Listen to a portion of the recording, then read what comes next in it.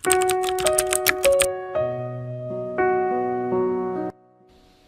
loob ng isang tahimik ngunit eleganteng coffee shop sa Makati, abala si Estela sa pag-aasikaso ng mga customers. Suot ang kanyang simpleng uniform at may ngiti sa labi. Pilit na itinatago ang bigat na dinadala niya. Kanina lamang ay muling tinawagan siya ng ospital. Kailangan na raw operahan ang kanyang ina sa loob ng 2 linggo. Pero saan siya kukuha ng ganong kalaking halaga? Habang tulala sa iniisip ay hawak niya ang tray na may dalang mainit na cappuccino. Mabilis ang kilos sa mga tao sa paligid. Ngunit sa pandinig niya, tila mabagal ang lahat. Para bang siya lang ang gumagalaw. Ay, Diyos ko! Gulat na tili niya nang biglang matapilok at mabitawan ng tray. Kumalat ang mainit na kape at tumalsik ang laman nito sa itim na suit ng isang lalaking kalalabas lang ng itim na SUV. Matangkad to, matikas ang tindig at may matalim na titig na agad dumapo sa kanya. Napahinto ang mga tao sa coffee shop.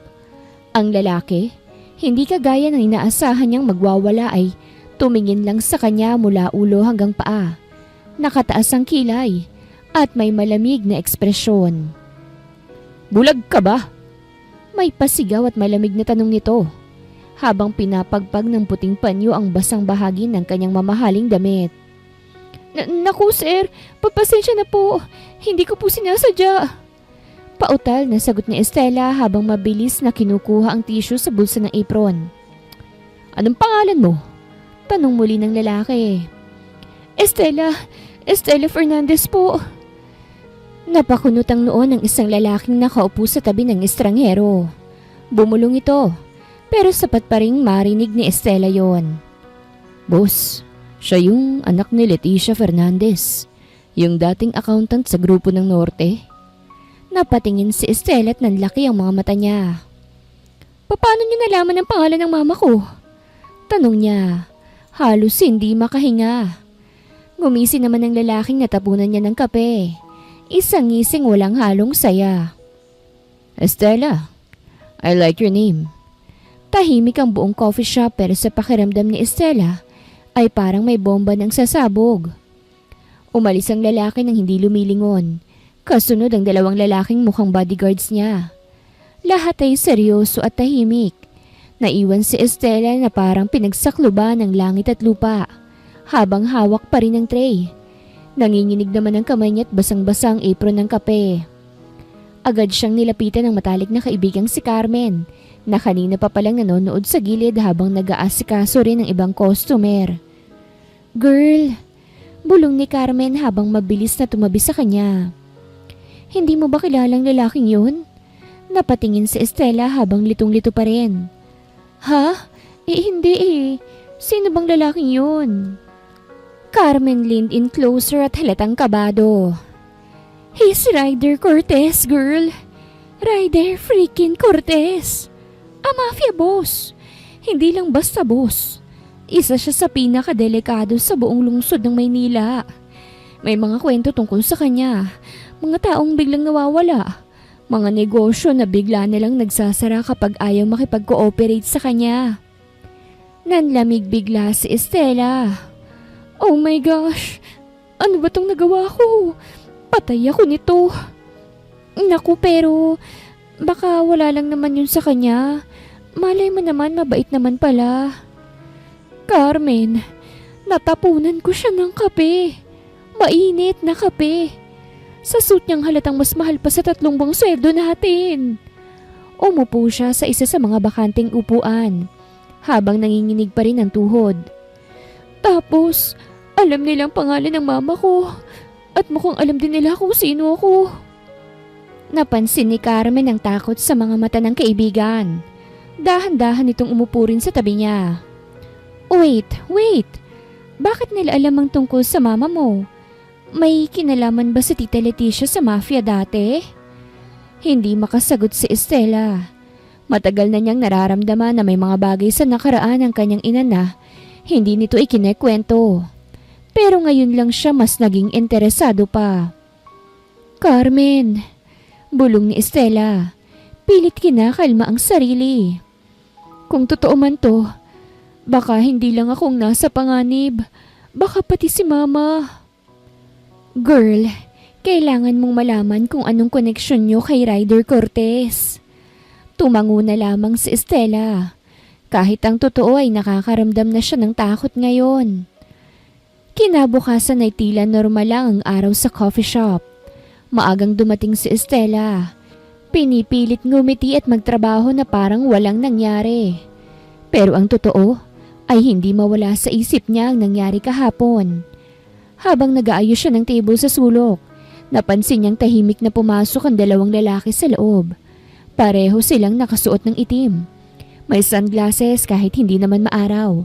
At halatang hindi ordinaryong customer. Sa gitna nila may isang lalaki. Maputi, may maayos na suot. Mukhang mas bata kesa sa kanila. Ngunit may otoridad sa kilos at tingin. Dumiretso ang tatlo sa kanya. Napatigil naman si Estela at humigpit ang hawak niya sa baso. "Are you Miss Stella?" Malamig na tanong ng lalaking nasa gitna. Dahan-dahan siyang napatango habang nararamdaman ang panginginig ng tuhod. "Yes, ako nga po. Anong kailangan nyo?" "Come with us.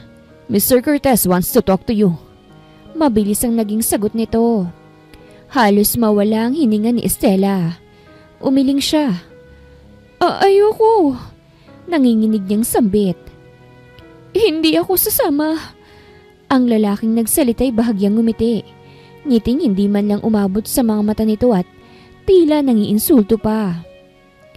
"Hindi naman namin hinihingi ang permiso mo." Sagot nito habang sinenyasan ng dalawang bodyguards. Bago pa siya makatakbo o sumigaw, mahigpit na siyang hinawakan sa magkabilang braso. Napapigla siya ngunit masyadong malalakas sa mga ito. Sa isang iglap, para siyang wala ng laban. Kitang-kita ng ilang customers ang pangyayari. Pero walang ni isa mang naglakas ng loob na makialam. Parang alam nila kung sino mga lalaking ito at mas pinili na mga itong tumahimik. "Please, bitawan niyo ako!" Sigaw niya, nanlalaban. "Mas makakabuti kung hindi ka mag-iingay." Malamig na sabi ng lalaki habang binubuksan ng isa sa mga bodyguards ang pinto ng isang itim na kotse sa labas. "Bakit ako? Ano bang kailangan nila sa akin?" Tanong ni Estela sa kanyang isipan habang pabilis ang tibok ng puso niya. Pagkasakay niya sa kotse, mabilis na itong umandar paalis ng coffee shop. Hindi niya alam kung saan siya dadalhin. Nang tumigil ang kotse, narinig niya ang pag-click ng pinto at naramdaman ang malamig na simoy ng hangin na tila sumalubong sa kanyang balat. Agad siyang piniringan ng isang lalaki. Hinawakan siya nito sa braso at inilalayan palabas ng kotse. Naglakad sila ng ilang sandali at huminto. Pagkarinig niya ng bukas ng pinto, tumambad ang amoy ng mamahaling kahoy, tabako, at isang halimuyak ng malamig na silid na bihirang mapasok ng liwanag. "Dito ka lang." Utos ng isa sa mga lalaki saka narinig niyang bumukas at sumarang pinto sa likod niya. Ilang saglit ng katahimikan ng namayani. Hanggang sa marinig niya ang pagbukas muli ng pinto. Sunod niyang narinig ang yabag ng sapatos. "Remove the blindfold." Utos ng pamilyar na boses ng lalaki. Dahang-dahang iniangat ni Estela ang kamay at inalis ang piring. Sandaling nasilaw siya sa liwanag ng mga ilaw sa kisame bago unti-unting tumutok ang paningin niya sa lalaking nasa tapat niya. Si Ryder Cortez. Nakatayo siya sa harap ng isang malaking mesa. Nakasuot ng itim na long sleeve shirt. Bukas ang ilang butones sa dibdib at nakasandal ang isang kamay sa gilid ng upuan. Ang kanyang malamig na mga matay nakatutok lang sa kanya. Matalim yon, mapanuri at puno ng kung anong bagay na hindi maipaliwanag ni Estela. Saktong nagtagpo ang kanilang mga mata ngunit wala ni isang nagsalita sa kanila. "Estela Fernandez." Sa wakas ay putol ni Ryder sa mababang boses. "Finally, we meet properly." Napalunok siya. Hindi niya alam kung tatayo, tatakbo o lalaban. Nanatiling tikom ang labi ni Estela habang tinatansya ang lalaking nasa harapan niya. Ngunit sa kabila ng pagtatapang-tapangan niya, Hindi niya maitago ang nanginginig niyang mga daliri. Anong kailangan mo sa akin? Tanong niya. Halos bulong. Nanginginig ang tinig. Si Ryder ay tumayo mula sa kanyang leather na upuan. Tumalikod sandali at humarap sa malaking bintanang tanawang hardin ng Cortez Mansion. Tila sinadya niyang patagalin ang sagot hanggang sa marinig muli ang kanyang malamig na tinig. Estela Fernandez, anya. 22 years old. Virgin. A waitress sa isang coffee shop sa Makati. Only daughter of Robert Hernandez, na matagal nang patay, at Leticia Fernandez, na kasalukuyang nasa ospital dahil sa kondisyon sa puso. Parang binuhusan ng malamig na tubig si Estela. Nanigas siya sa kanyang kinatatayuan at namutla. Paano mong nalaman ng impormasyon na yan? Tanong niya. Ang boses niya ay may halong takot at pagkalito. Napakibit-balikat si Ryder saka siya muling hinarap. I have many ways to get to know you. Sagot nitong kalmado pa rin ngunit walang emosyon sa mukha.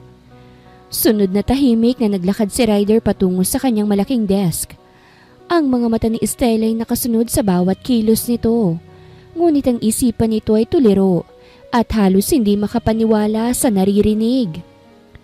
Ngayon, gusto kitang alukin, sabi ni Ryder at tinitigan siya nito mula sa ibabaw ng kanyang mesa.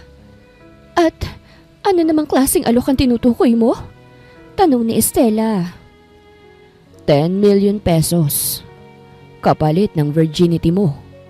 Napaawang ang labi niya nang marinig ang sinabing alok ni Ryder at nanlaki ang mga mata. Wala kang karapatan. Nanginginig niyang nasambit. Ngunit hindi pa natapos si Ryder. Ang mga mata nito'y malalim. Tila may hinahanap na sagot mula sa kanya. Bakit hindi mo nalang isiping isang pagkakataon to? Sagot ni Ryder na walang bakas ng alinlangan. Walang ibang paraan para makaligtas ang nanay mo. Ibibigay ko ng lahat ng kailangan mo. Pera, seguridad, pati buhay ng iyong pamilya. Ngunit may presyo. Everything has a price, Estela. Gustong magsalita ni Estela at sumalungat sa mga sinasabi ni Ryder. Ngunit alam niyang may kahulugan ng mga salitang yon. Pwede niyang tanggihan ng alok.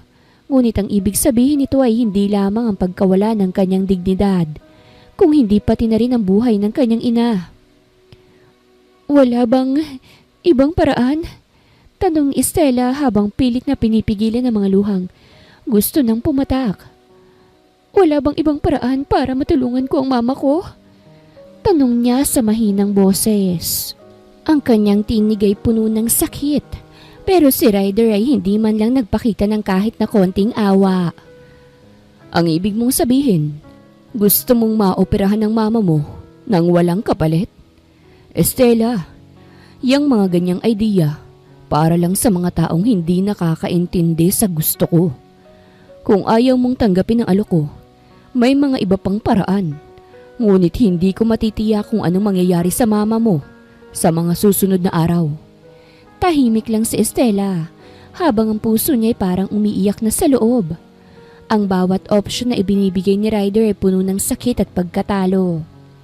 Wala siyang matakbuhan. Wala siyang magawa. Ilang sandali pa'y nagmistulang gumuho ang mundo ni Estela. Ang mga kamay niya ay napayukom sa gilid ng palda niyang uniforme at ang mga mata niya ay tila may halok hinanakit at galit. Hindi ako isang bayaran, mariin niyang sabi at diretsyong tumitig kay Ryder.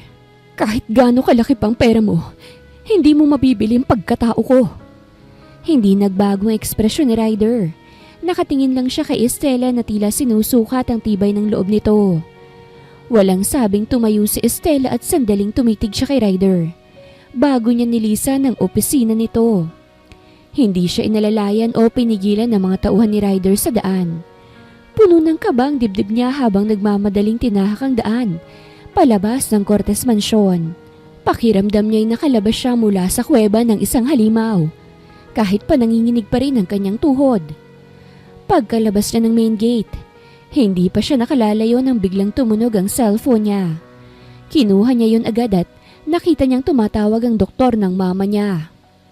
"Hello, Miss Estela. This is Dr. Evangelista.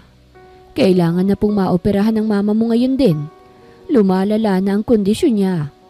Kung hindi natin siya may papasok sa operating room sa loob ng 1 linggo, baka hindi na ho siya makaligtas pa." Dok, pero wala pa po akong pambayad." Basag ang tinig ni Estela.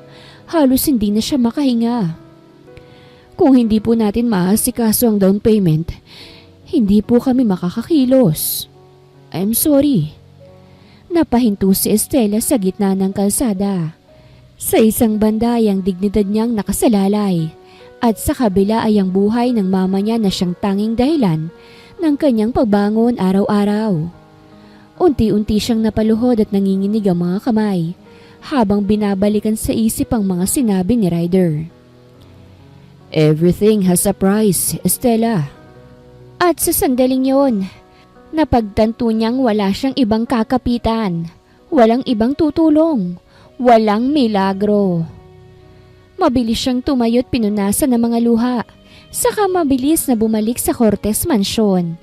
Pagdating niya sa pinto, hindi na siya pinigilan ng mga gwardya. Para bang inaasahan na ang pagbabalik niya. Pagbukas ng pinto ng opisina, naroroon pa rin si Ryder. Nakatayo na ito ngayon, hawak ang isang baso ng alak. Tila kalmado ngunit alerto. Tumigil si Estela sa harap ng pinto habang nanginginig pa rin. "Babayaran mo ang operasyon ng mama ko. Kapalit ng virginity ko." Mahina niyang sambit. "Pero pagkatapos nito, lalayo ako. Ayokong maging alipin mo habang buhay." Tumango si Ryder, mabagal at muling ngumiti ng malamig. "Deal." Sabay ngisi ni Ryder. "Now go to your room. Clean your body and rest." Malamig na utos ni Ryder bago ito muling tumalikod patungo sa kanyang mesa. Bago pa makasagot si Estela, may biglang pumasok na maid. Naka-uniform, tahimik at may awang nakapintas sa mukha. Hindi na ito nagtanong, hindi rin nagpakilala. Basta't lumapit ito kay Estela at marahang hinawakan ng kanyang siko upang gabayan siya. Tahimik lang si Estela habang inaakay siya paakyat ng hagdan. Ang mansyon ay tila walang katapusan sa laki. Mga koridor na gawa sa marmol, mga chandelier na tila gawa sa kristal, at mga paintings na tiyak niyang milyon ang halaga. Pagpasok sa kwarto, kaagad na bumungad ang bango ng mamahaling linen at ang lamig ng aircon na tila yelo sa balat. Isang banyo ang naghihintay, mas malaki pa sa buong apartment nila. Tahimik siyang pumasok at marahang isinarang pinto. Doon na lang napakawala ng mga luha. Hindi dahil sa kahinaan, kung hindi dahil sa bigat ng desisyong pilit niyang nilunok. Sinabon niya ang katawan, marahan, habang pilit na inaalis niya sa isip ang nararamdamang kaba at takot. Nang matapos siya, nagbihis siya ng puting nightgown na iniwan ng katulong. Lumabas siya ng kwarto at bumaba. Sa hallway, nasalubong niya ang maid na umalalay sa kanya patungo sa kwarto niya kanina. "Nasaan po si Ryder?" Tanong niya na halos pabulong. "Sir Ryder is currently in a business meeting abroad, ma'am. He won't be back until tomorrow." Tumango si Estela at tila lumuwag ang dibdib niya kahit papaano. Wala si Ryder. Akala niya ay ngayon siya nito aangkinin. "Sige, salamat ah." Mahina niyang sambit bago siya muling bumalik sa kanyang kwarto. Ngunit kahit gaano kalambot ang kama at kahit gaano kalaki ang kwarto, ay nahirapan pa rin siyang makatulog. Kinabukasan ay nagising si Estela sa liwanag ng araw na pumapasok sa malalaking bintana ng silid. Sa kabila ng mahabang gabi ng pag-iisip, wala pa rin kapayapaang sumagi sa isip niya. She guessed, this is now her fate. Naglakad siya papunta sa garden ng Cortez Mansion. Tahimik ang paligid at puno ng mamahaling bulaklak na parang hindi tinatamaan ng alikabok. Saglit siyang naupo sa isang marmol na upuan. Hanggang sa nakita niya ang isang papalapit na babae. Matangkad, Elegante at may suot na designer dress. Nakatitig to kay Estela na parabang gusto siya nitong sugurin. So, ikaw palang bagong babae ni Ryder.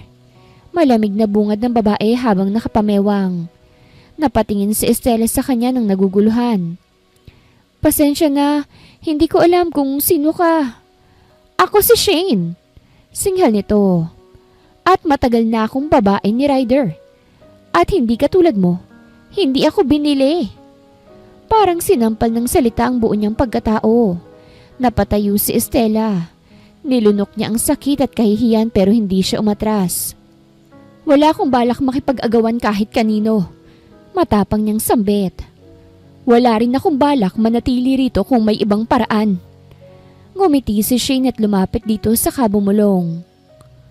Kung akala mo kaya mong baguhin si Ryder, nagkakamali ka. Ginagamit ka lang niya. Kagaya ng lahat ng dumaan bago ka. At kapag nagsawa na siya, itatapon ka na lang niya basta at pupulutin sa kangkungan.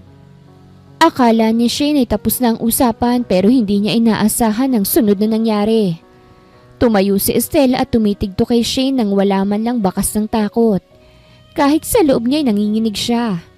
Pinilit niyang panatilihin na buo ang boses niya. Kung lahat ng babae sa paligid ni Ryder ay katulad mo, handa siyang sambahin kahit binababoy na. Pasensya ka na. Hindi ako ganun. Napalunok si Shane. Anong sabi mo? Ang sabi ko, hindi ako katulad mo. Hindi ko ginustong nangyari. Pero pinili kong ipaglaban ng mama ko. At kung iisipin mong mas mababa ako dahil sa ginawa kong desisyon, mas mababa ka. Dahil pinili mong magpakatanga kahit alam mo namang ginagamit ka rin. Napaatras si Shane hindi dahil sa takot, kung hindi dahil sa gulat. Hindi niya inakala na ang babaeng simple at tahimik kahapon ay kayang magtaas ng boses sa tumingin ng diretsyo sa mata niya. Bago ka manghusga, tanungin mo muna yung sarili mo. Masaya ka ba sa ginagawa mo? O takot ka lang na baka may dumating na papalit sa'yo? Napatigil si Shane. May nasabi si Estela na pinakaayaw niyang marinig. Nanginig sa galit si Shane. Hindi siya sanay na may umaangat ng boses sa kanya. Lalo na ang isang katulad ni Estela na para sa kanya ay walang lugar sa mundo nila Ryder. Wala kang karapatang magsalita ng ganyan sa akin! Sigaw niya. Wala kang alam sa relasyon namin ni Ryder. Mabilis niyang inangat ang palad niya upang sampalin si Estela. Pero bago pa tuluyang lumapat ang palad niya sa pisngi ni Estela, ay biglang may sumigaw. Don't you dare! Parehong napalingon sila Shane at Estela sa pinanggalingan ng boses. Isang babaeng naka-all black, matikas ang tindig, at tila may otoridad sa bawat hakbang. It was Rose Cortez, ang nag-iisang kapatid ni Ryder. Rose! Biglang napalunok si Shane. Agad na ibinaba ang kamay at nagkunwaring mahinahon. Walang sino man ang may karapatan na manakit sa bisita ng kuya ko. Ani Rose, lumapit pat pumagitna sa kanila. At lalong hindi basta-bastang pwedeng bastusin ang babaeng pinili niyang dalhin dito. Pero, pilit na depensa ni Shane. Rose raised her hand slightly. I don't care kung anong status mo sa buhay ni Kuya Ryder. Kung may problema ka sa kanya, harapin mo siya. Hindi ang babaeng wala namang ginagawang masama. Natahimik si Shane. Nanlilisik ang mga mata niya pero hindi makakibo. Kita sa mukha niya ang pagka-insulto, pero wala siyang magawa. Kilala niya si Rose. Hindi ito basta-bastang kinokontra ni Ryder mismo. Lumapit si Rose kay Estela at marahang hinawakan ang braso nito. Tara na, iwanan mo na yung walang modo. Walang imik si Estela, pero ang puso niya ay nawala ang kaba. Sa unang pagkakataon mula nang pumasok siya rito sa mansyon, may nagpakita ng pangunawa. Habang papalayo sila, hindi pa rin mapigil ni Shane ang inis. Hindi ko ito mapapalampas. At huwag kang masyadong kampante, Estela. Hindi pa tayo tapos. Sambit ni Shane habang nakatingin sa dalawang papalayo. Pagkalayo nila sa garden, Tahimik lang si Estela habang si Rose ay nananatiling nakahawak sa braso niya. Marahang iginigiya siya papunta sa isang maliit na glass room sa gilid ng mansyon. Isang conservatory na puno ng halaman at liwanag. Tila kabaligtaran ng malamig at intimidating na aura ng buong Cortez Mansion. Umupo ka. Ayan ni Rose habang inaabot ang isang baso ng orange juice mula sa tray na hinain ng isang katulong. Tahimik na sumunod si Estela. Hawak pa rin ng kaba at pagkalito sa mabilis na pangyayari. Sa wakas, si Rose na ang unang bumasag ng katahimikan. First time mong may makabangga na kagaya ni Shane, ano? Napatingin si Estela at napangiti. Obvious ba? Mas okay na lumaban ka kaysa magpaapa ka sa babaeng yon. Sagot ni Rose sabay inom sa kanyang juice. Kaya nga natawa ko nang hindi ka umaatras kanina eh. Hindi lahat ng babaeng tulad mo kayang tumayo sa harap ni Shane. Lalo na kung si Ryder ang pinag-uusapan. Napakunot noo si Estela. Kilala mo ba siyang mabuti? Tumango si Rose. Too well. Matagal na siyang parte ng paligid ni Ryder. Pero siya lang nag-aakalang mahal siya ng kapatid ko. Saglit na katahimikan. Bakit mo ako pinagtanggol? Tanong ni Estela at hindi pa rin talaga makapaniwala. Because you don't deserve that kind of treatment. Ani Rose, seryoso na ngayon. I don't know your full story, but I see how lost you are. I've seen that look before. In the mirror. Napayuko si Estela at pilit na nilunok ang tila. Laway na bumara sa kanyang lalamunan. Wala naman akong balak na sumira ng kahit na anong relasyon eh. Wala lang akong magagawa.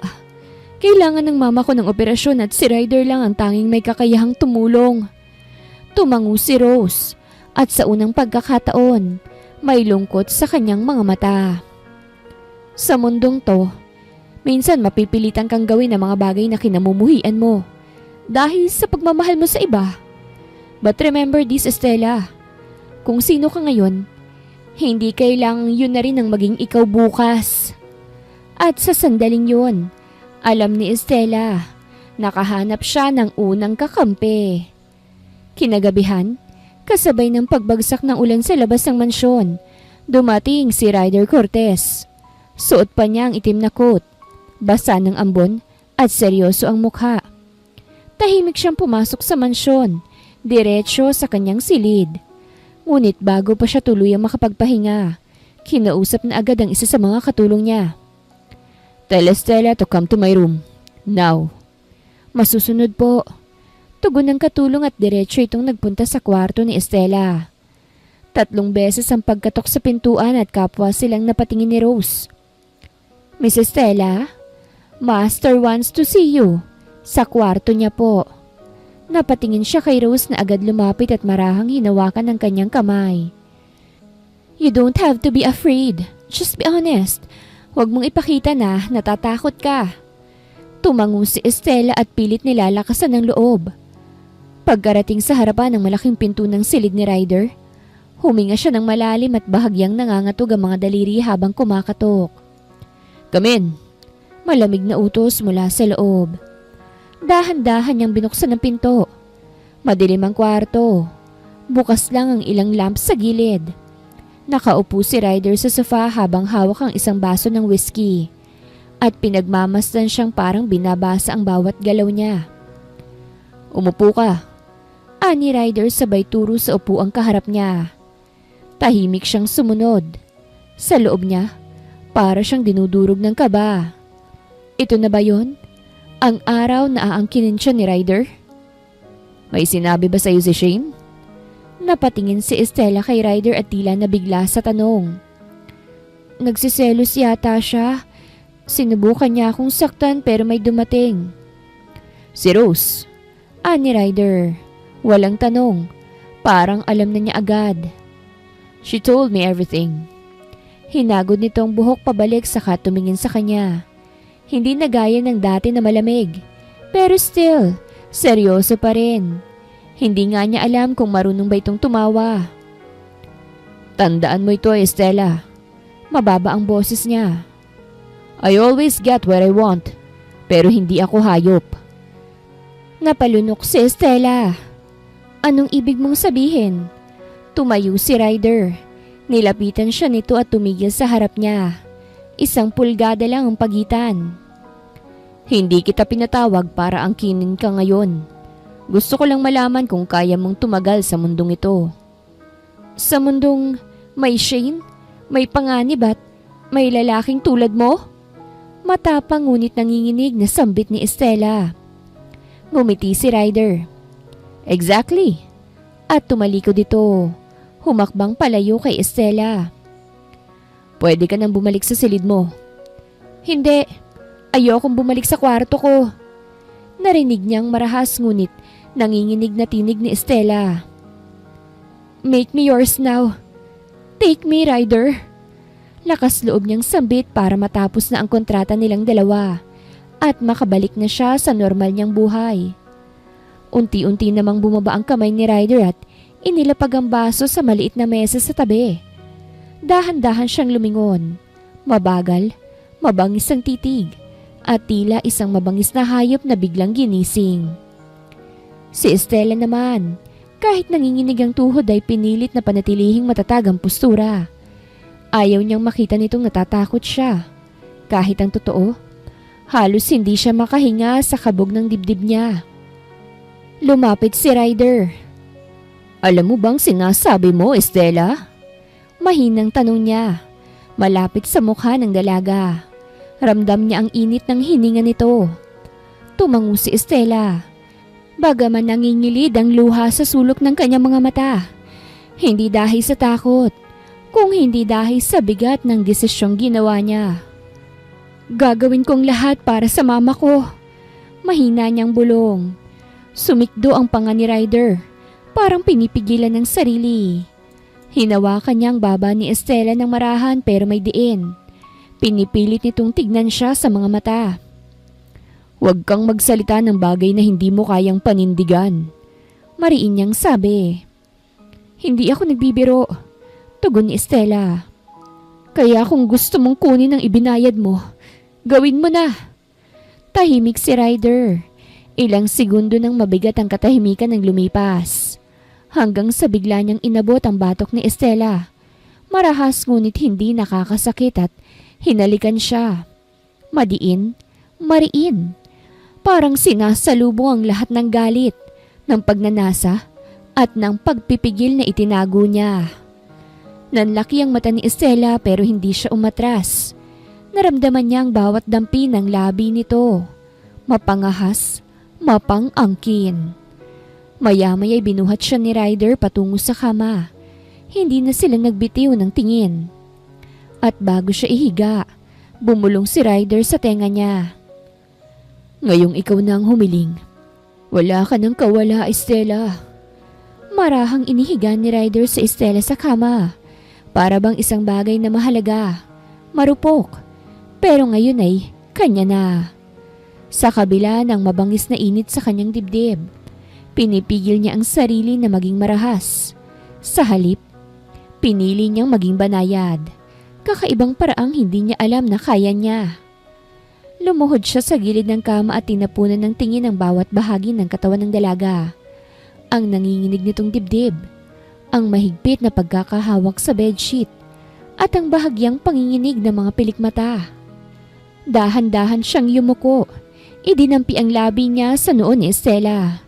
Isang banayad na halik na puno ng init, ngunit may halong pag-iingat. Tell me to stop, Estela, and I will. Bulong ni Ryder. Halos isang impit na pakiusap. Ngunit imbis na sumagot, iniangat ni Estela ang kamay niya. Marahan itong hinaplos ang mukha ng lalaki. Isang maliit, nanginginig na galaw, pero sapat para sa kanya. Hinalikan niya itong muli, sa pisngi, pababa sa gilid ng labi. Banayad sa umpisa, tila tinutuklas ang bawat pulgada ng kanyang balat. Hinayaan ni Estela ang sarili na mapapikit. Ang kaba at takot ay unti-unting natutunaw sa pagitan ng init ng kanilang katawan. Nang tuluyan ng maglapat ang mga labi nila, naging mas malalim ang bawat halik. Mabagal, mapusok, Kapwa nagiinit ang katawan nila para sa isa't isa. Marahang hinaplos ni Ryder ang bewang ni Estela. Pinasadahan ng dulo ng mga daliri ang balat nito. Sanhi ng panginginig ng buong katawan niya. Kinalas niya ang butones ng suot nitong blusa. Isa-isa at dahan-dahan. Gusto niyang maalala ang bawat segundo. Ang bawat saglit na pagdampi ng kanyang palad sa mainit na balat ni Estela. Habang hinuhubad ang kanyang saplot, nanatili ang kanilang mga mata sa isa't isa. Walang salita ngunit nag-uusap ang mga titig nila. Lumuhod si Ryder sa ibabaw niya. Pinasadahan ng halik ang liig ni Estela. Dahan-dahan pababa sa balikat. Habang ang mga daliri niya humahaplos sa bawat kurba ng katawan ng dalaga. Tinatandaan siya. Kinikilala siya. "You're beautiful." Bulong ni Ryder. Halos parang hindi siya makapaniwala. Napakagatlabi si Estela at pilit nilalabanan ng init na unti-unting lumalaganap sa kanya. Ang bawat haplos, ang bawat halik ni Ryder ay parang apoy na dumadaloy sa kanyang mga ugat. Pinapawi ang takot, pinapalitan ang pagnanais. Hanggang sa lumapat ang mga hubad nilang katawan. Mainit, malapit. Ramdam nila ang tibok ng puso ng isa't isa. Parehong mabilis, parehong nangangatal. Bago siya tuluyang angkinin, huminto si Ryder. Tinitigan siyang mabuti. Humugot siya ng isang malalim na hininga. "This is your last chance. Kung ayaw mo, papayagang kitang umalis sa kwarto ko ngayon din." Pero imbis na umayaw, hinila siya ni Estelang palapit. Inangklang mga braso niya sa liig ng lalaki at marahang bumulong. "Please, Ryder, take me, but be gentle." Hindi na siya pinaghintay pa. Mabagal sa una. Parang sinasamba niya ang bawat hibla ng kanyang pagkababae. Mainit ang bawat pagdampi, bawat galaw, bawat pagsanib ng kanilang mga katawan. Sa bawat ungol ni Estela, sa bawat pagbuka ng kanyang mga labi para huminga, mas lalo pang tumindi ang init na sumasabog sa kanilang pagitan. Hanggang sa sabay nilang naabot ang langit at sarap. Halos sabay silang napakapit sa isa't isa. At sa sandaling yon, nang tuluyan na siyang maangkin ni Ryder. Alam ni Estela na wala ng atrasan. Looks like mafia boss owned her now. Kinaumagahan, ang mga sinag ng araw ay marahang sumilip sa bintana ng kwarto. Dumampi sa malamig ngunit malambot na mga kumot. Mabagal na dumilat si Estela. Marahang nag-inat. Ramdam pa rin sa kanyang katawan ang alaala ng nakaraang gabi. Ang bawat haplos, ang bawat bulong, ang bawat pulso ng init sa pagitan nila ni Ryder. Napalingon siya sa tabi. Wala si Ryder sa kama. Agad siyang bumangon. Pilit na sinusupil ang kaba sa dibdib. Baka, pagkatapos ng lahat, binaliwala niya lang ako. Baka isang gabi lang ako para sa kanya. Ngunit bago pa man siya tuluyang lamunin ang kanyang mga duda, bumukas ang pinto at doon tumambad si Ryder. Suot ang simpleng itim na t-shirt at pantalon. Hawak ang isang tray ng agahan. Napatigil si Estela. Nanlaki ang mga mata. Tahimik lang si Ryder habang lumalapit. Ibinaba niya ang tray sa maliit na mesa sa gilid ng kama. Saka siya tinapunan ng isang sulyap. Hindi ang dating malamig at mapanganib na titig. "Eat," utos nito. Pero may kakaibang lambing sa boses. Nanginginig ang kamay ni Estela habang kinuha ang baso ng juice. Lihim siyang nagtataka. Hindi ba't dapat ay wala na siya? Hindi ba't dapat umalis na siya sa kwartong ito na parang walang nangyari? "Bakit mo to ginagawa?" Mahina niyang tanong. Halos hindi umaasa ng sagot. Tumayo si Ryder sa harap niya. Pinasadahan ng tingin ang buong mukha ni Estela. Ang mapupungay nitong mata. Ang namumulang pisngi. Ang paraan ng mahina nitong paghinga. "Because you're not just a transaction anymore." Malamig pero sapat na sagot niya. Napatitig si Estela sa kanya. Hindi makapaniwala sa mga naririnig. Ang lalaking kinatatakutan ng marami, ang mafia boss na si Ryder Cortez, ay ngayon, sa isang simpleng almusal at sa mga salitang yon, unti-unting binubuksan ang kanyang puso sa kanya. Lumapit si Ryder. Dahan-dahang hinaplos ang pisngi niya gamit ang likod ng kanyang mga daliri. Simula kagabi, you're mine. Not because of the deal, but because I want you to stay. Hindi na siya bumitaw ng tingin kay Estela. Hindi na niya tinago ang nararamdaman niya. Hindi na puro puot. Hindi na puro pagnanasa. Kulang ka lang yata sa tulog eh. Biro ni Estela. Kulang ako sa tulog. Pero seryoso ko, Estela. From now on, you are the only one for me. Seryosong tugon ni Ryder. Napangiti si Estela. Hindi niya inakalang matapos ang gabi na yun ay tuluyang magbabago ang buhay niya. At ang tingin ni Ryder sa kanya. Lumipas ang ilang araw at kitang-kita ang pagbabago kay Ryder. Hindi na siya kagaya ng dati. Hindi na siya malamig kay Estela. Madalas niya na itong pinadadalhan ng bulaklak. Kahit nasa loob lang sila ng mansyon, pinapakain ng paborito nitong pagkain. Sinisigurado na laging ligtas at komportable si Estela. Sa bawat business meeting ni Ryder, hindi maalis sa mga mata ng tauhan niya kung paanong kahit nasa gitna siya ng pag-uusap tungkol sa negosyo o sa sindikato. Panakaw itong tumitingin sa cellphone niya para lang tiyaking kamusta si Estela.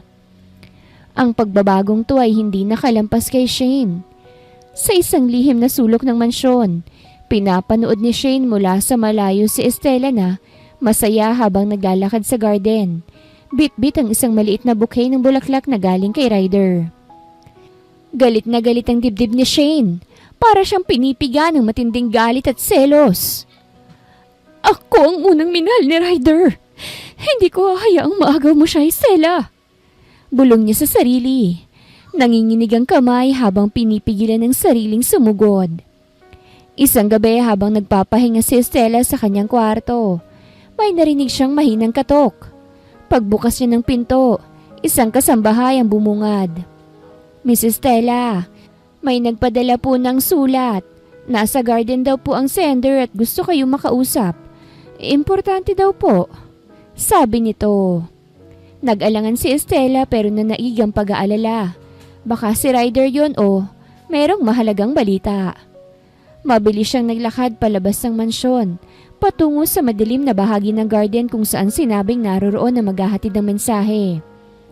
Ngunit sa paglapit niya sa gitna ng garden, biglang may malamig na bagay na tumama sa kanyang batok. Ah! Napatili siya ngunit mabilis na tinakpan ang kanyang bibig. Sa dilim, lumitaw si Shane. Hawak ang isang bakal na pamalo. Kasama nito ang dalawa pa niyang tauhan. Pawang bayarang tao. Mang-aagaw ka? Akala mo kung sino ka? Kung hindi dahil sa'yo, hindi sana nagbago si Ryder. Singhal ni Shane. Ang mga mata nito'y naglalagablab sa galit. Halos mapasigaw naman si Estela sa sakit ngunit pinilit niyang lumaban. Hindi ako mang-agaw. Wala akong kasalanan. Umiiyak niyang sigaw habang sumusubok tumakbo. Ngunit mabilis siyang hinablot ni Shane sa buhok. Tuturuan kitang lumugar. Lintik ka! Galit na galit nitong sambit. Itinaasan ni Shane ang pamalo. Handa na sanang ihampas muli kay Estela. Pero bago pa man bumagsak yon, isang malakas na putok ng baril ang umalingaw-ngaw sa buong garden. Bitawan mo siya! Lumundag ang puso ni Estela sa narinig. Sa madilim na daan, si Ryder ay galit na galit ang mukha habang hawak ang baril. Kasunod ang mga tauhan niya. Dumiretso si Ryder kay Shane at sinunggaban ito sa kwelyo ng damit at itinulak palayo kay Estela. Bakit mo siya sinasaktan, ha? Singhal ni Ryder. Halos mabaliw sa galit. Nanginginig si Shane. Because you changed! Dahil sa babaeng yan, Ryder. Mahal mo siya, hindi ba? Sigaw ni Shane. Halos lumuluha sa sakit at pagkabigo. Hindi sumagot si Ryder sa tanong. Imbes, binalingan niya si Estela. Lumapit, Hinawakan ng dugo ang braso nito at marahang isinandal sa dibdib niya. Walang sino man ang pwedeng manakit sa iyo, Estela. Hindi, habang buhay pa ako. Mahinang bulong niya, puno ng galit at proteksyon. At sa titig na ibinigay niya kay Shane, malinaw ang mensahe. Si Estela ang kanyang pinili at walang makakapag-iba noon. Simula ng gabing muntik sakta ni Shane si Estela, nagbago ng lahat kay Ryder. Sa bawat hakbang ni Estela, naroroon si Ryder. Sa bawat gagawin niya, parang sinisigurado nitong ligtas siya. Hindi na niya hinayaang mapalayo si Estela kahit 1 metro. Kung kinakailangang pumunta si Estela sa garden, sa kusina, o kahit sa simpleng paglalakad sa hallway ng mansyon, may mga bodyguard siyang nakaantabay. Mga piling tao ni Ryder na ang utos ay simple. Protect her with your life. At si Ryder mismo, hindi na rin nagpapaiwan. Madalas siyang kasama ni Estela sa hapunan, sa mga lakad, maging sa mga simpleng kwentuhan sa veranda tuwing gabi. Hindi na siya yung malamig at mailap na mafia boss na unang nakilala ni Estela. Ngayon, isa siyang lalaki na walang takot na ipinapakita kung gaano kahalaga ang dalaga sa kanya. Isang araw sa garden, habang abala si Estela sa pagtatanim ng bagong mga bulaklak, marahang lumapit si Ryder sa kanya. Hawak nito ang isang payong, kahit hindi naman malakas ang araw. Maingat niyang tinakpan si Estela para hindi naman tamaan ng sikat ng araw ang makinis nitong balat. Mainit, ayokong masunog ang balat mo. Mahinang sambit ni Ryder. Napangiti si Estela, bahagyang namula sa pag-aalaga nito. Wala naman po akong sakit sa araw. Biro niya, sabay tawa ng mahina. Pero seryoso ang titig ni Ryder. Ayokong may kahit anong mangyari sa'yo. Kahit simpleng sunburn. Sagot nito. Puno ng possessiveness ang boses. Pagkatapos, hindi niya napigilan ang sarili. Marahan niyang hinaplos ang pisngi ni Estela. Hinawakan ang batok nito at hinalikan siya ng banayad. Para bang sinusumpaan niya sa sarili na poprotektahan ng babaeng mula sa lahat ng sakit sa mundo. Sa mansyon, naglagay si Ryder ng karagdagang CCTV camera sa buong paligid ng mansyon. Ang mga tauhan niya ay doble ng bantay. At hindi lang sa seguridad, pati sa mga tao sa paligid ni Estela, naging mapanuri siya. Isang gabi, may isang bagong driver na dapat sana'y magsusundo kay Estela para bisitahin ang mama niya na nagpapagaling na sa ospital. Nang makitang hindi pamilyar ang mukha ng driver, hindi nagdalawang isip si Ryder. Pinatigil agad to. Pinalayas at siya mismo ang nagmaneho ng sasakyan para kay Estela. Wala kang sasakyan na hindi ko kilala ang driver. Hindi ko alam ang ruta o hindi ko pa personal na iniinspeksyon. Seryoso niyang sabi habang nakafocus sa kalsada. Si Estela, nakatingin lang sa kanya. Napapangiti at tila kinikilig sa pagiging protective nito. Ganito pala ang protektado. Ganito pala ang alagaan ng isang lalaking handang ilaban ng buong mundo. Para sa'yo. Sambit niya sa isipan. Kinagabihan, bago matulog si Estela, kinuha ni Ryder ang kamay niya. Isinuksok nitong isang maliit na silver bracelet sa pulso niya. Simple lang yon pero kumikinang ang ganda. Tracker bracelet. Bulong niya. Para kahit anong mangyari, kahit saan ka mapunta, mahahanap kita. Napatitig si Estela sa bracelet, tapos sa mga mata ni Ryder. Hindi niya alam kung matatakot siya sa pagiging possessive nito o kung matutuwa siya sa pagmamahal at proteksyong inaalok nito. Pero sa bawat tibok ng puso niya, alam niyang unti-unti na siyang nahuhulog sa lalaking ito. Hindi lang siya pag-aari ni Ryder. Mahal na mahal siya nito, kahit hindi pa man binibigkas ang salita. Isang buwan pang nakalipas, habang tahimik na nililibot ni Estela ang mansyon. Nagbabaka sakaling maibsan ang pagkabagot niya habang wala si Ryder. Sa dulo'y may isang pintuang kahoy na tila hindi madalas binubuksan. Hindi niya maipaliwanag kung bakit pero parang may humihila sa kanya papalapit doon. Dahan-dahan niyang pinihit ang doorknob at bumungad sa kanyang isang maliit na silid. May amoy na itong luma ngunit malinis pa rin. Napapaligiran ng mga dingding ng mga lumang larawan at paintings. Ngunit isang litrato ang agad tumawag ng pansin niya. Nakatayo doon si Ryder. Mas bata pa ng konti. Suot ang itim na tuksido. Nakangiti siya. Isang bihirang ngiti na hindi niya madalas makita. At sa tabi nito, isang magandang babae. Maputi. May mahaba at kulot na buhok. At may suot na puting wedding gown. Hawak nila ang kamay ng isa't isa. Makikita na puno ng pag-ibig ang kanilang mga mata. Natigilan si Estela at tila may malamig na hangin na dumaan sa katawan niya. She's Lauren, Ryder's fiancé. Nagulat si Estela sa boses sa likuran niya. Napalingon siya at nakita si Rose. Nakasandal sa pintuan at tahimik na nakamasid. May fiancé si Ryder? Nauutal na tanong ni Estela. Pilit iniintindi ang bigla ang kirot sa dibdib niya. Tumango si Rose. Malungkot ang mga mata. Yes, pero namatay siya sa araw mismo ng kasal nila. Pinatay siya ng kaaway ng pamilya namin. Mabigat ang bawat salita ni Rose. Parang dinadala niya rin ang sakit ng alaala. You know, mafia organization thing. Humakbang si Estela palapit sa litrato. Marahang hinaplos ang gilid ng frame. Hindi niya kailanman nabanggit. Bulong niya. Halos hindi niya marinig ang sarili. Si Rose ay lumapit at mahinang tinapik ang balikat niya. Ryder doesn't talk about her. Kahit sa akin, hindi niya kinikwento si Lauren. It broke him, Estela. For years, naging bato ang puso niya. Walang ibang babae ang pinapapasok niya sa buhay niya. Hanggang sa dumating ka. Napalunok si Estela habang dama ang bigat ng responsibilidad na hindi niya inakalang pasan niya pala. Paano kung hindi ko kayang punan ng puwang ng iniwan ni Lauren? Paano kung isang araw, magbago rin ang isip niya? Tanong sa isip niya na dahilan ng pagkirot ng puso niya. Tumikhim si Rose. Bahagyang lumapit pa kay Estela. Kitang-kita ang senseridad sa kanyang mga mata. You got her eyes. Kaya siguro nung unang kita pa lang ni Ryder sa'yo, may kung anong kumirot sa puso niya. Mahinang sabi ni Rose. Parang tinamaan ng malamig na hangin si Estela. Yun pala. Kaya pala. Biglang bumigat ang dibdib niya. So I guess... Mahinang sambit ni Estela habang pinipilit wag mabasa ang boses niya.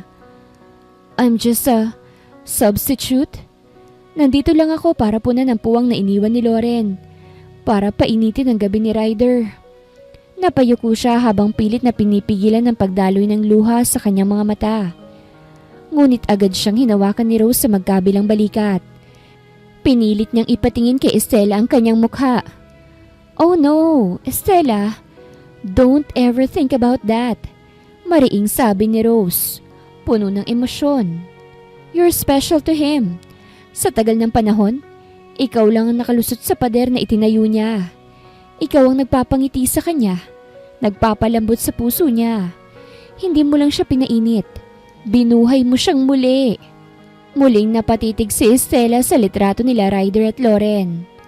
Oo, maaaring may sugat pa sa puso ni Ryder. Oo, baka may bahagi pa ng puso nito ang para kay Lauren. Pero ngayon nararamdaman niya na may puwang din siya. Isang puwang na sarili niya, hindi bilang kapalit, kung hindi bilang Estela. Isang babae na muling nagbigay kay Ryder ng dahilan para magmahal, mabuhay at lumaban. Tahimik na yumakap si Estela kay Rose. Thank you. Bulong niya. Hindi nila namalayang bumukas ang pinto sa likuran nila. Estela. Malamig ngunit mahinang tawag ni Ryder. Dahan-dahan siyang humarap. Nagtama ang kanilang mga mata. Kay Ryder, nandoon ang gulat. Konting kirot, pero higit sa lahat, isang uri ng pagkalito na mahirap basahin. Hindi siya nagsalita. Hinintay niyang ito ang mauna. At kusa naman na lumabas si Rose para makapag-usap sila. Lumapit si Ryder sa litrato at ilang saglit na pinanood ang sarili at si Lauren sa lumang larawan. Mabigat ang buntong hiningang pinakawalan niya bago nagsalita. "She was my world once." Mahinang umpisa niya. "Lauren, she was kind, brave, and she loved me kahit noong hindi ko pa kayang mahalin ang sarili ko." Tahimik lamang si Estela at pinakikinggan siya. On our wedding day, tumigil si Ryder at pinipigilan ng sakit sa kanyang dibdib. I held her hand 1 second, then the next, she was bleeding to death in my arms.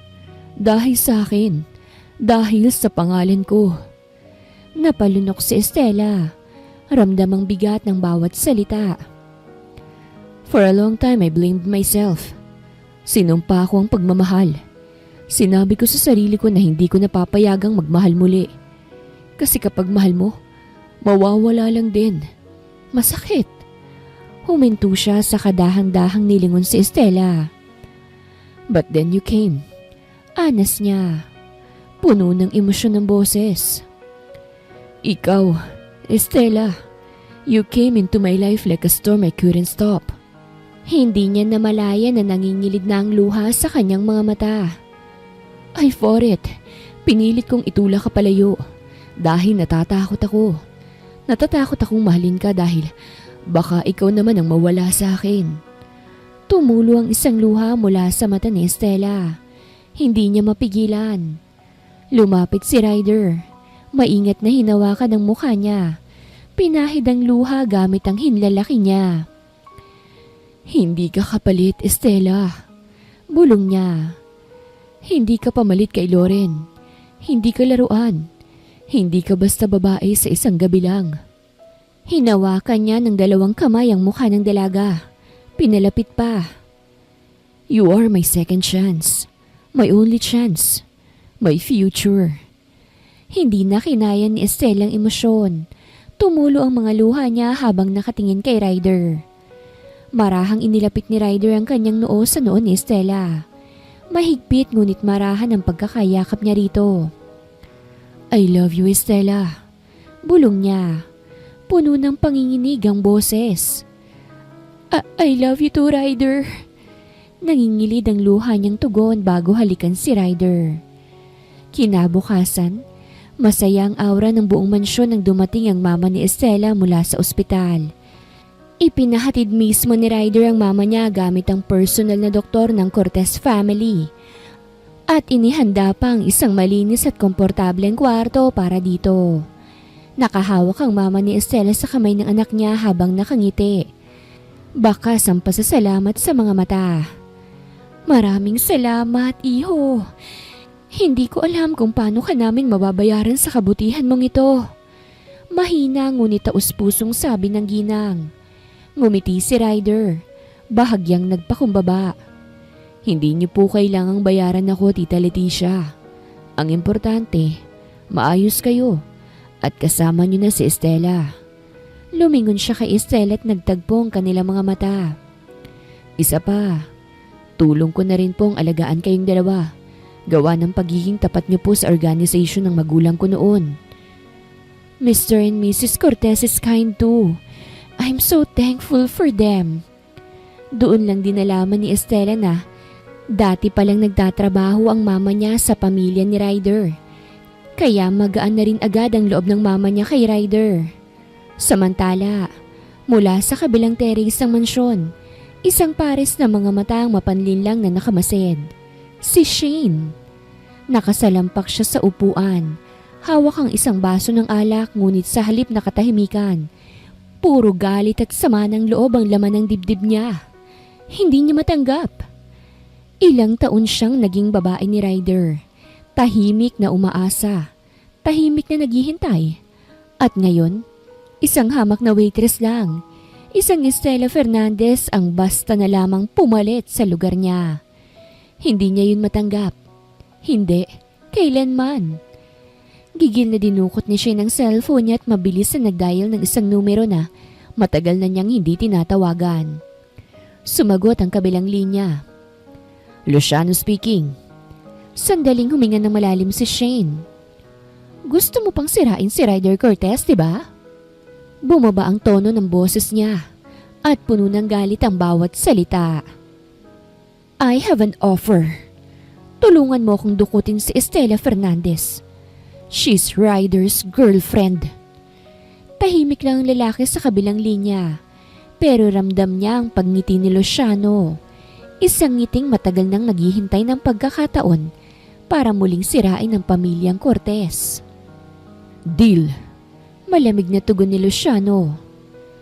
Bibigyan mo ako ng access sa loob ng mansyon. Tumayo si Shane. Ang takong niya'y kumalabog sa sahig habang dahang-dahang umalis sa terrace. Hindi lang access, Luciano. Bulong niya habang nakangiting mapanira. I'll serve her to you myself. Kasalukuyang mainit ang sikat ng araw nang magdesisyon si Estela na lumabas ng mansyon upang mamili ng mga prutas para sa kanyang mama. Dalawa lang ang bodyguard na inatasan ni Ryder na sumama sa kanya. Sapat na raw dahil nasa safe zone naman sila. Habang abala si Estela sa pagpili ng mga mansanas sa isang tindahan ng prutas, isang itim na van ang dahan-dahang pumuwesto sa kanto. Nakamasid si Shane mula sa hindi kalayuan, naka-sunglasses at sombrero. Kunwari isang ordinaryong mamimili lamang. Nakangisi siya habang pinanonood ang paglapit ng dalawang lalaki na pawang tauhan ni Luciano. Biglang nagring ang telepono ng isang bodyguard. Isang emergency call na sinadya ni Shane para mailayo sila. Urgent! Si Ryder nasa panganib! Sigaw ni Shane mula sa kabilang linya. Ano? Tara! Bilis! Sigaw ng isang bantay at dali-daling sumakay na sa kotse. Naiwan nila si Estela. Sa eksaktong segundo na yon, dalawang lalaki ang mabilis na lumapit sa walang kamalay-malay na si Estela. Miss, may problema po sa mansyon. Sumama na po kayo sa amin. Sambit ng isang lalaki na nakasuot ng security uniform. Napakunot ang noon ni Estela. Ha? Anong problema? Ngunit bago pa siya makapagtanong pa ulit, isang panyo na may pampatulog ang biglang isinilid sa kanyang ilong at bibig. Napaatras siya't nanlaban ngunit mabilis at malakas sa mga lalaki. Ryder! Mahina niyang naibulong bago tuluyang mawala ng malay. Mabilis siyang isinakay sa itim na van at bago pa makabalik ang mga bodyguard niya, mabilis nang nakalayo ang sasakyan sa lugar. Nagising si Estela habang nanginginig sa lamig at nakagapo sa mga kamay at may busal ang bibig. Nang itaas niya ang ulo niya, bumungad sa kanyang nakakatakot na ngiti ni Luciano, isang lalaking may mabagsik na aura at malamig ang mga mata. Well, well, well, ani Luciano habang hinahaplos ang pisngi ni Estela gamit ang likod ng kanyang daliri. So, this is the new girl who stole Ryder's heart, huh? Let's see kung paano kanya ililigtas. Samantala sa mansyon, kagigising lang ni Ryder mula sa isang business call nang tumanggap siya ng isang anonymous text message. If you want to see her alive, come alone. Bring no one, Cortez. Midnight. Kasama ang isang picture ni Estela na nakagapos at may takot sa mga mata. Nagdilim ang kanyang mukha. Muntik na niyang mabasag ang cellphone sa higpit ng hawak niya. Estela! Bulong niya. The heck, Luciano! I will kill you! At kahit ikamatay niya, hindi niya hahayaang may mangyaring masama sa babaeng mahal niya. Matapos matanggap ang mensahe, hindi na nag-aksaya pa ng oras si Ryder. Walang pag-aalinlangan na agad niyang inutusan ng kanyang mga tauhan na magsagawa ng mga hakbang para sa rescue mission. Subalit may isang lihim na plano si Ryder na hindi ipinagbigay alam sa kahit sino. Kahit pa sa pinakamalalapit niyang tauhan. Habang binabaybay nilang madilim na kalsada, patungo sa abandonadong warehouse, itinago ni Ryder ang ilang espesyal na puwersa. Mga undercover na pulis na matagal nang sumusubok magtakda ng operasyon laban kay Luciano at ang mga krimen nito. Sa likod ng kanyang itim na SUV, tahimik si Ryder. Sa bawat segundo, Ang tibok ng puso niya ay malakas ang kabog. Hindi siya pwedeng magkamali. Kung hindi siya magtatagumpay ngayon, mawawala sa kanyang babaeng pinakamahalaga sa buhay niya. Dumating si Ryder kasama ang kanyang mga tauhan at ilan sa mga undercover na pulis. Nagtago sila sa dilim ng mga lumang warehouse. Ang mga matay nakatutok sa mga kilos ng kalaban. Nakita nila si Luciano, kasama ang ilang tauhan na nag-aabang sa ilalim ng isang lumang kargamento. Sa gitna ng madilim na lugar, nakatali si Estela sa isang poste. Nanginginig at may bakas pa ng takot sa mata. Ngunit nang makita siya ni Ryder, napansin niyang hindi pa siya nawala ng pag-asa. May matinding tapang pa rin sa kanyang mga mata. "Luciano!" Sigaw ni Ryder nang lumabas mula sa kanyang pagtatago. Lumingon si Luciano, nakangisi. "Ryder, I knew you'd come. You always do. But will you survive this time?" Mabilis na nagkaroon ng tensyon sa pagitan ng dalawang magkalaban. Ang mga tauhan ni Luciano ay agad nagsimulang maghanda ng kanilang mga armas. Ngunit bago pa sila makapagpaputok, isang sunod-sunod na mga putok mula sa mga undercover na pulis ang umalalay kay Ryder. Mabilis silang umatake. Pinatumba ang mga tauhan ni Luciano na hindi inaasahan ng pagdating ng mga otoridad. "Move!" Sigaw ni Ryder sa kanyang mga tauhan. Sinuong niya ang panganib habang pinipigilan ng sarili na hindi magpadala sa galit at pagnanasa na sugurin si Luciano. Agad na tumakbo si Ryder patungo kay Estela. Nang makalapit siya, mabilis niyang tinanggal ang mga piring sa mata ni Estela at ang mga gapos sa kanyang mga kamay. "Estela!" Bulong ni Ryder. Ang boses niya ay puno ng pagkabigla at takot. "Are you okay?" Nang makita ni Estela ang mukha ni Ryder, may luha sa mata niyang nagpipigil. Tumango siya kahit nahalata ang pagod at sakit sa katawan. "I'm fine now, Ryder. But you need to get us out of here." Anya. Ngunit hindi pa tapos ang laban. Tumawa si Luciano na may hawak ng isang baril na nakaturo kay Ryder. "I won this round, Cortez. You'll never get her back." Hindi nagpatinag si Ryder. Puno ng galit ang mga mata niya habang tinututok ang baril kay Luciano. "You don't know who you're messing with, Luciano. This is over." Biglang sumabog ang isang malakas na tunog at sa isang iglap, ang mga pulis ay nagsimulang sumugot at salakayin ang mga tauhan ni Luciano. Isang mabagsik na labanan ang nangyari. Ngunit ang pinakamahalaga, ang pagkaligtas kay Estela. "Let's go!" Utos ni Ryder habang mabilis niyang inaalalayan si Estela at tinutulungan itong tumakbo patungo sa ligtas na sasakyan. Habang papalayo na sila, natanaw ni Estela ang katawan ni Lucianong nakahandusay at ang mga tauhan niyang pinatay na mga pulis. Nang makapasok sila sa SUV, dahan-dahan siyang huminga ng malalim at napatingin kay Ryder. "Thank you." Mahina niyang sinabi. Ang boses ay puno ng pasasalamat. "You're safe now, Estela. That's all that matters." Nag-aalalang sambit ni Ryder. Pero bago pa siya makapagsalita, hinawakan ni Ryder ang kamay ni Estela. Ang mga mata niya ay puno ng proteksyon at pagmamahal. "I'm never letting you go." Magsasalita pa sana si Estela pero biglang nagdilim ang paningin niya at tila nahihilo siya. "Ryder!" "What? Bakit? Anong nararamdaman mo?" Kinakabahang tanong ni Ryder. Nahihilo ako. At tuluyan siyang biglang nawala ng malay. Kaagad naman siyang sinalo ni Ryder habang puno ng takot at kaba ang dibdib niya sa kung ano nang nangyayari kay Estela. "Sa ospital tayo, bilisan niyo!" Sigaw niya sa mga tauhan at driver. "Protect us at all cost." Habang binabaybay nila ang madilim na kalsada patungo sa ospital, hindi maalis kay Ryder ang kaba. Nang mahulog ang ulo ni Estela sa balikat niya at mawala ng malay, tila ba nagbalik ang alaala niya nung namatay si Loren. He can't lose her. Ikamamatay niya kapag nawala pa si Estela sa buhay niya. Pagdating sa ospital, ay mabilis na bumukas ang pinto ng kotse. Kaagad siyang bumaba at tumakbo papasok ng emergency room at dinala niya sa loob ng hospital si Estela. Habang ang mga kamay niya ay nanginginig. "Doktor! Tulong! Tulong!" Sigaw ni Ryder sa mga nurse na tumambad sa harapan nila. Agad naman silang kumilos.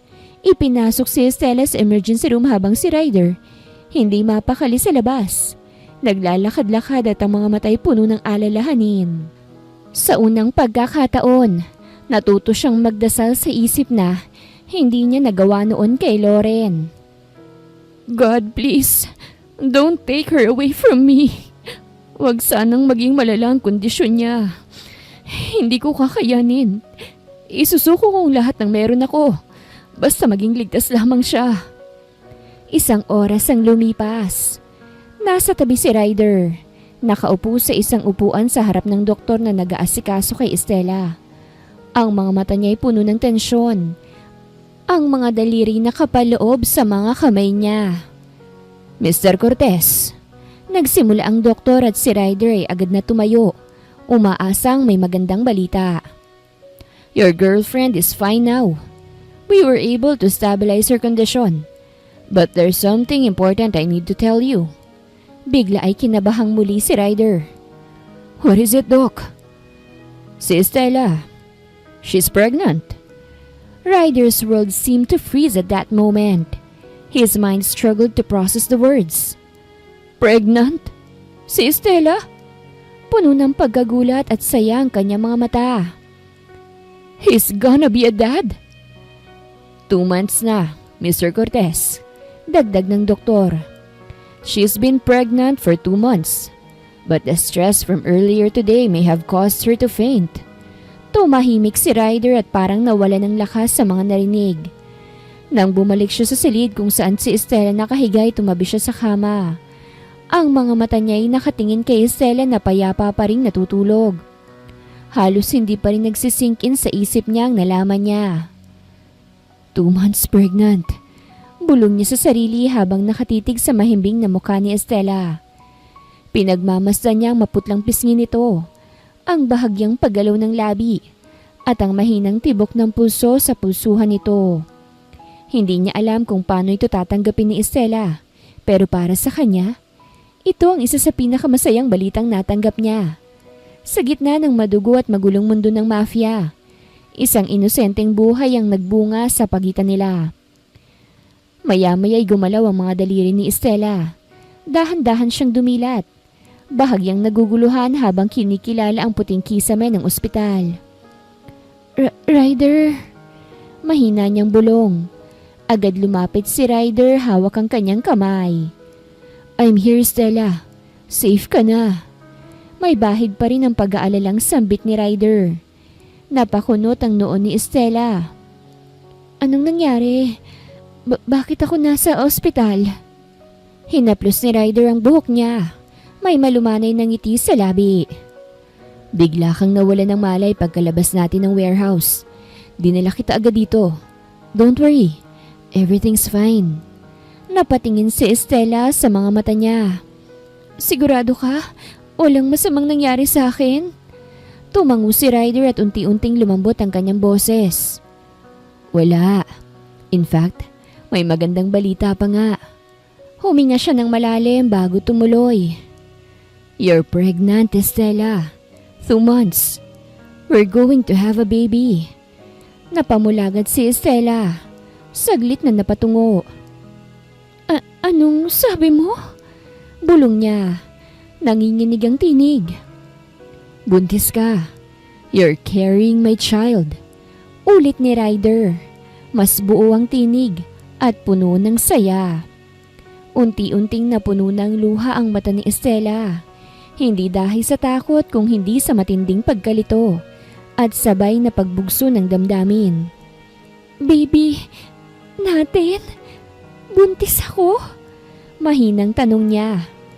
Tumango si Ryder at marahang hinalika ng likod ng kamay niya.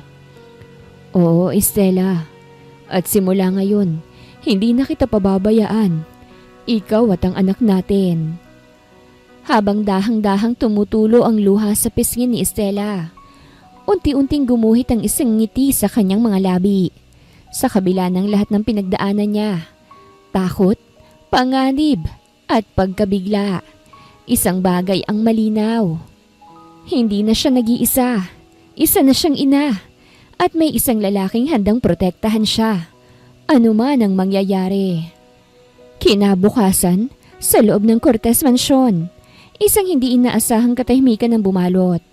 Halos walang aninong mafia sa paligid. Walang tensyon, walang mga utos o plano ng karahasan. Ang lahat ay tila huminto para sa isang bagay na mas mahalaga. Isang bagay na bihirang pumasok sa buhay ng isang taong katulad ni Ryder Cortez. Maagang dumating si Estela mula sa ospital. Kasamang pinauwi ng doktor matapos masigurong ligtas ang kanyang kalagayan. Tahimik siyang inalalayan ng mga tauhan papasok sa mansyon. Ngunit nagtaka siya nang mapansing tila mas maayos. Mas elegante ang ayos ng paligid. Parang may inihandang espesyal. "Nasaan si Ryder?" tanong niya sa isang maid. "Sa garden, miss. Sabi niya, doon ka raw niya gustong kausapin."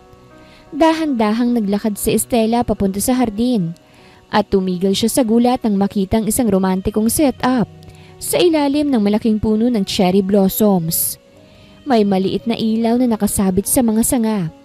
Isang lamesang may puting tablecloth, bulaklak na rosas, at isang lalaking nakasuot ng itim na suit. Si Ryder. Tahimik siyang lumapit, pilit pinipigilan ng kaba. "Anong ginagawa natin dito?" tanong ni Estela. Medyo kinakabahan. Ngumiti si Ryder saka siya marahang inalalayan paupo. "I've been thinking," Ryder began. Ang boses niya'y malambot ngunit puno ng kabigatan. "Everything that's happened. And I realized I can't imagine a future without you in it." Tumango si Estela ngunit hindi pa rin niya maiwasan ang kaba sa kanyang dibdib. "Ryder, what are you saying?" Si Ryder ay huminto saglit. Ang mga mata'y hindi maipaliwanag ang nararamdaman.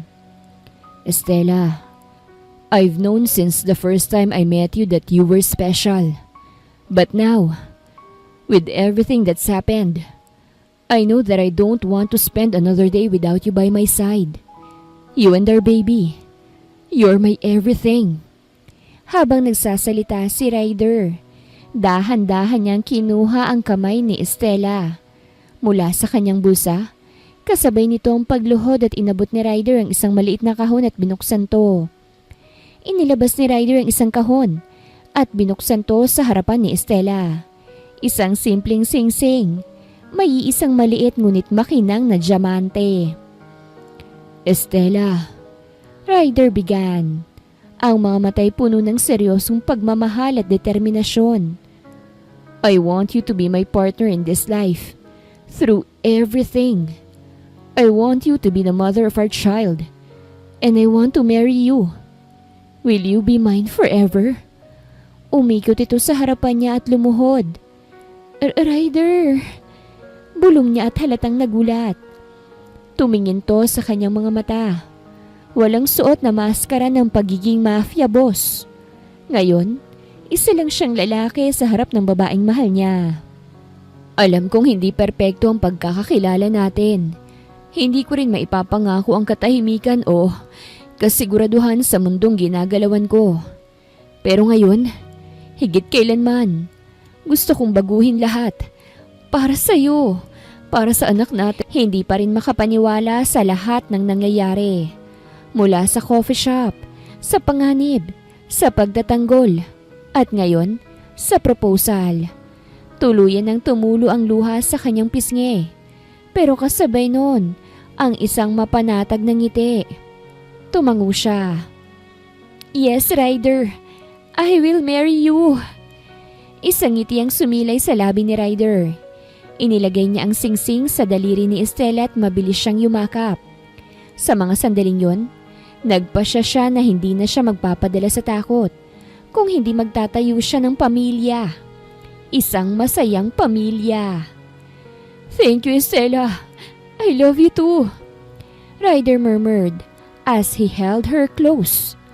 I promise, I'll spend the rest of my life making you happy. Ang taong para sa iyo ay maaaring makilala kahit sa pinakamapanganib na pagkakataon. Sa kabila ng kanilang pagkakaiba, pinatunayan nila Estela at Ryder na ang tiwala, koneksyon at sakripisyo ay mas makapangyarihan kesa sa takot at madilim na nakaraan. Wakas!